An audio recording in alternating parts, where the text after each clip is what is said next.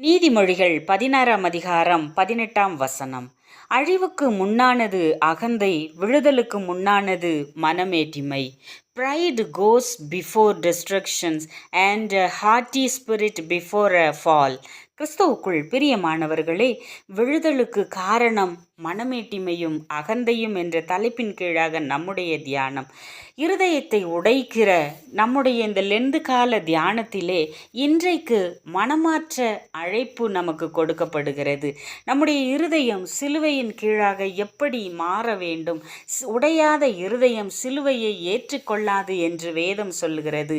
சங்கீதம் 51:17 நொறுங்குண்டதும் நறுங்குண்டதுமான இருதயத்தை கர்த்தர் புறக்கணிக்காமல் இருக்கிறார்.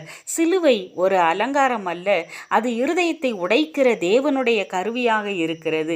நாம் லெந்து காலத்திலே உணவை குறைக்கிறோம். ஆனால் கேள்வி என்ன தெரியுமா? நம்முடைய அகந்தை குறைந்ததா? நீதிமொழிகள் 16:18 அகந்தை அழிவுக்கு முன் நடக்கும். நாம் எப்பொழுதெல்லாம் அழிந்து போகிறோமோ அப்பொழுதெல்லாம் சிந்தித்து பார்க்க வேண்டியது நமக்குள் உண்டாயிருக்கிற அகந்தை. அப்போ சிலுவையின் அடியிலே நான் என்ற ஆணவம், அகந்தை இறக்க வேண்டும். மறைவான பாவங்களை நம்முடைய வாழ்வில் இருந்து அகற்ற அதை வெளிச்சத்திலே ஆண்டவரிடத்திலே கொண்டு வர வேண்டும். நமக்குள் இருக்கிற கசப்புகள் கரைய வேண்டும். உலக ஆசைகளும் இச்சைகளும் சிலுவையிலே அறையப்பட வேண்டும்.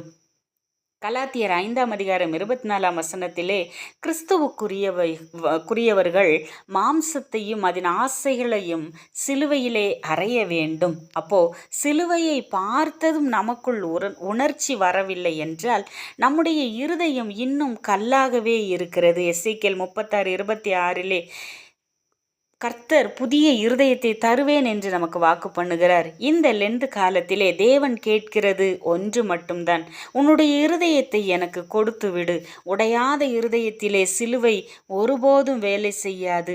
நொறுங்குண்ட இருதயத்திலே தான் கர்த்தருடைய கிருபை தங்கும் என்பதை கர்த்தருடைய வேத வசனம் இன்றைக்கு சொல்லுகிறது. ஆகவே பிரியமானவர்களே, இந்த நாளிலும் கூட மனமேட்டிமையும் அகந்தையும் நமக்குள்ளாக வந்துவிடாதபடிக்கு நம்முடைய இருதயத்தை, கல்லான இருதயத்தை கர்த்தரிடத்திலே கொடுப்போம்.